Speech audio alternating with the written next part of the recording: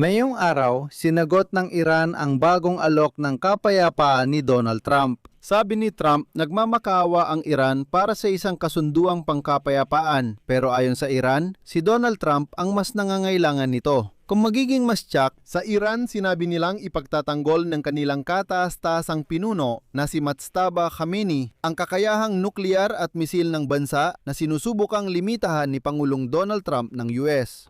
Nagbanta pa si Khamenei na mapanirang pag-atake laban sa Estados Unidos. Patuloy pa rin ang diplomasya at palitan ng mungkahe para sa mapayapang plano na magkabilang panig.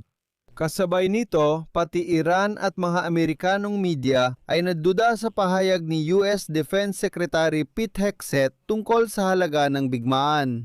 At iginiit nila na ang halagang ito ay hindi bababa sa 2 beses na mas malaki kaysa sa inihayag noong nakaraang araw. Ako si Alexei Pichi, pag-usapan natin ang paksang ito ng magkasama. Pero bago tayo magsimula, hinihiling ko na mag-subscribe kayo sa channel na ito, ilike ang episode at mag-iwan ng kahit anong komento sa comments ng video na ito.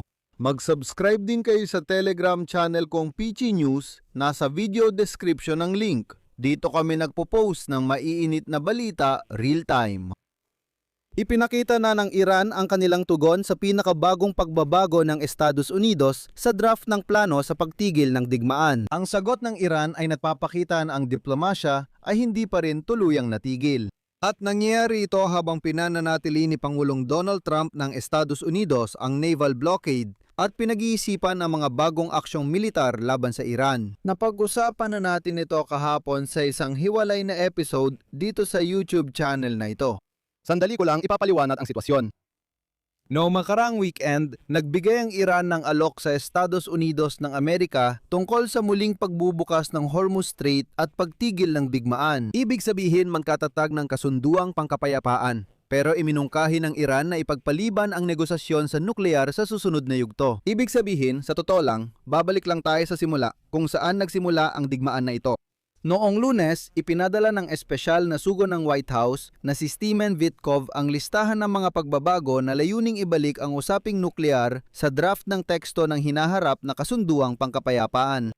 Isa ito sa mga mensahe, kabilang sa pagbabago ang pag-aatas sa Iran na huwag ilabas ang enriched uranium mula sa binumbang nuclear facilities at huwag muling simulan ang alinmang aktibidad doon hanggat nagpapatuloy ang mga negosasyon. Sinabi ni Trump na walang nakakaalam kung tungkol saan ang mga negosasyon maliban sa kanya at ilang tao pa. Gustong-gusto nilang makipagkasundo. May problema tayo dahil walang tiyak na nakakaalam kung sino ang namumuno sa Iran. Maliit lang itong problema. Iginiit ng mga Iranian na si Trump ang desperadong kailangan ng kasunduan habang kaya nilang maghintay ng ilang buwan pa. Noong Huwebes ng hapon, nagdaw si Trump ng 45 minutong pagpupulong kasama ang National Security Team tungkol sa Iran sa Situation Room ng White House. Sa pagpupulong, naroon si Vice Presidente J.D. Vance, kalihim ng Estado Marco Rubio, kalihim ng Depensa Pete Hegseth, Direktor ng CIA na si John Redcliffe at tagapayo at ang mismong sugo na si Stephen Witkoff. Samantala, ang komandante ng Central Command ng US na si Admiral Brad Cooper at ang tagapang-ulo ng Joint Chiefs of Staff na si General Dan Kane ay nagbigay ng impormasyon kay Trump at sa kanyang team tungkol sa mga bagong plano ng posibleng aksyong militar laban sa Iran. Napag-usapan na natin kahapon dito sa YouTube channel ang mga planong ito. Kung di nyo pa napanood, bisitohin at panuorin sa channel. Hindi pa tiyak ang sagot ng Iran ngayon, ngunit nagpapadala sila ng malamig na mga senyales sa publiko. Nanggako si kataas-taasang pinuno ng Iran Mojtaba Khamenei sa isang mensahe na ipagtatanggol ang kakayahang nuklear at misail ng Iran na nililimitahan ni Pangulong Donald Trump ng US. At ngayon ay babanggitin ko ang isang sipi mula sa pahayag ni Mojtaba Khamenei na ipinakalat ng mga Iranian media. Sipi: ang 70 milyong mapagmalaki at tapat na mga Iranian kapwa sa loob ng bansa at sa labas nito ay itinuturing na pambansang yaman ang lahat ng espiritual, pantao, siyentipiko, industrial at technological na kakayahan ng Iran mula sa nanoteknolohiya at bioteknolohiya hanggang sa nuclear at missile na potensyal. Kaya naman hindi balak ng mga Iranian na isuko ang lahat ng ito. Binasa ng tagapagbalita ng pambansang telebisyon ng Iran ang pahayag nung Huwebes ng gabi ng Abril 30. Hindi na lumalabas sa publiko si Mojtaba Khamenei mula nang maging pinakamataas na pinuno matapos pumanaw ang ama niyang si Ali Khamenei sa mga airstrike ng US at Israel. Ayon sa media, maaaring nasugatan si Khamenei Jr. ngunit itinanggi ito ng Tehran. Nagpahiwatig din si Mojtaba Khamenei na pananatilihin ng Iran ang kontrol sa kipot ng Hormuz. Ayon sa kanya, ang kontrol ng Iran sa mahalagang daluyan ng tubig ay magiging mas ligtas ang Golpong Persiko at ang mga legal na alituntunin at bagong pamamahala ng Tehran ukol sa kipot ay magdudulot ng benepisyo sa lahat ng bansa sa reyon. Nagbanta ang Iran na magkakaroon ng matagal at masakit na pag-atake laban sa puwersa ng Amerika kung muling aatake ang Washington at igiyit ang pag-aangkin sa kipot ng Hormuz. Sa madaling salita, hindi naman mukhang handa ang Tehran na magbigay ng lahat ng hinihingi ni Donald Trump. Pero hindi pa ito lahat. Ngayon, lantaran ng pinagtatawanan ng mga Iranian ang pahayag ni Pete Hegseth, Ministro ng Depensa ng Amerika, tungkol sa gastos ng Amerika sa digmaan laban sa Iran. Ayon kay Pete Hegseth sa isang pagdinig sa Senado ng Amerika, gumastos na ang Amerika ng $25 bilyong sa digmaan. Ayon sa mga Iranian, 4 na beses na mas malaki pa ang halagang ito bukod pa sa pagkalugi ng karaniwang tao. Halimbawa, ang mga Amerikano ay naapektuhan ng pagtaas ng presyo ng gasolina. Huling umabot sa ganitong presyo noong Hulyo 2022 nang isinasagawa ng Rusya ang malawakang digmaan laban sa Ukraine. Ngayon, ang presyo doon ay $43 kada galon sa ibang lugar, mas mataas pa. Pero kung tataasan ng mga Iranian ang bilang na ito, ang Amerikanong media naman ay kinukwenta ang tunay na bilang. Siyempre dahil tungkol ito sa buwis nila. At dito, ayon sa datos ng mga Amerikanong opisyal na nakabatay sa kanilang panloob na pagtataya, gumastos ang Estados Unidos ng hindi bababa sa $50 bilyong para sa digmaan laban sa Iran. Halos doble ito kaysa sa opisyal na kinikilala ng Pentagon.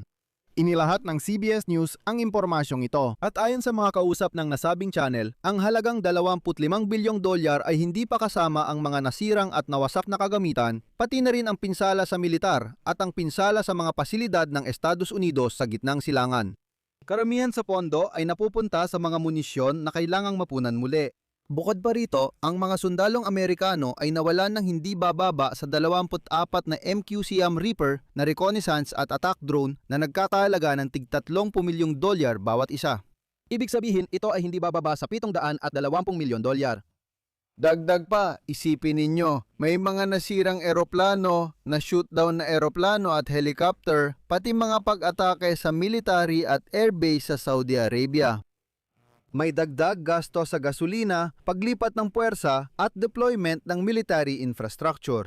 Sinabi rin ni Senador Demokratang Chris Coons na kulang ang $25 bilyong na pagtataya at hindi nito isinama ang gasto sa pananatili ng mga tropa sa riyon sa loob ng 2 buwan. Tungkol naman sa gastos para sa pagpapanumbalik at pagtatayo ng mga base militar, sa Pentagon ay hindi pa nga nila masabi kahit ang tinatayang halaga. Ayon sa mga ulat, halos lahat ng base ng US sa gitnang silangan ay naapektuhan ng mga pag-atake ng Iran. Ramdam na rin ang epekto ng digmaan sa ekonomiya ng Estados Unidos. Sa pagdinig ng Senate Committee on Armed Forces, tinanong ni Kongresista Ro Khanna si kalihim ng Pentagon Pete Hegseth kung magkano ang aabutin ng kampanya sa mga mamamayan ng bansa, lalo na tumataas ang gastusin na di na mababawi. Gasolina at mga produkto. Umiwas si Ministro Hegseth sa direktang sagot at imbes ay nagtanong, ano kaya ang halaga kung magkakaroon ng sandatang nuklear ang Iran? Sa madaling salita, ang payo ni Pete Hegseth sa lahat ng Amerikano, magtiis. Hindi ninyo gusto, pero magtiis kayo. Mahalagang tandaan na sabay naggaganap ang pagdinig ng komite sa Kongreso at ang talakayan ng administrasyon ng Pangulo ng Estados Unidos tungkol sa karagdagang pondo para tustusan ang mga gastusin at mapunan ng arsenal. Mahalaga ang numerong ito. Balak ng mga Amerikanong opisyal na humiling ng hanggang $200 bilyong. Mas makatotohanan na ang numerong ito. Binubuksan din ni Trump ang posibilidad ng muling pagsiklab ng operasyong militar gamit ang hypersonic missiles na Dark Eagle at pagpapadala ng mga espesyal na puwersa para unin ang uranium reserves kung hindi uurong ang Iran. Makikita namang hindi talaga handang umatras ang Iran. Dito ko muna tatapusin. Anong opinyon mo? Ano ang mga konklusyon mo? Isulat sa mga komento sa ilalim ng episode na ito. Mag-subscribe sa channel, pindutin ang kampanilya at huwag kalimutang mag-like. Kung gusto ninyong suportahan ang channel na ito sa YouTube, maaari ninyong gawin ito sa pamamagitan ng anumang donasyon o pagiging sponsor sa YouTube. Lahat ng mga link at detalye ay nasa deskripsyon ng video na ito. May iba't ibang platform at iba't ibang option doon. Piliin ninyo ang pinakaangkop para sa inyo. Lubos akong magpapasalamat sa inyong suporta. Hanggang dito na lang. Ingatan ninyo ang inyong sarili. Paalam sa lahat.